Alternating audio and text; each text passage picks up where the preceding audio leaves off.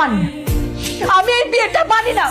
আমাকে না জানে কেন আপনি বিয়ে করে নিয়ে এসেছেন আপনার ছেলেকে? তোমাকে জানালে কি তুমি এই বিয়েটা হতে দিতে? তুমি ভুলে যেও না যে আমি নাবিলের বাবা। হ্যাঁ, আমি তো ভুলে গেছি আমি নাবিলের সৎ মা। খুব মজা না? এবারে বউ হয়ে আসছে, মনে হয় যে আকাশের চারটা হাতে পেয়ে গেছে। দেখো না, সকাল সকাল আবার গোসলও করছে কি সুন্দর করে। কি কেমন লাগছে আমাদের বাড়ি? মন খারাপ? আমার বাবা, হাসিব, ওদের কথা মনে পড়তেছে? তুমি একটা কাজ করো, ফোন দাও, ফোন দিয়ে কথা বলো, ভালো লাগবে। আচ্ছা, আমার লেটে যাচ্ছে, আমি অফিস যাই। হ্যাঁ, তো আপনার খাবার আরে তুমি এগুলো আনতে গেছো কেন? আমাদের অফিসে তো লাঞ্চের ব্যবস্থা আছে। কেন? আপনার বউয়ের হাতে রান্না থেকে কি অফিসের খাবার বেশি মজা? আরে না না, কি বলো তুমি? বউয়ের হাতে রান্না তোর বেশি মজা। ওটা কি তোর হাতে? ইনহেলার মা। হায় হায় হায় হায়, এটা দেখি মরণ ব্যাধি হাঁপানি রোগী।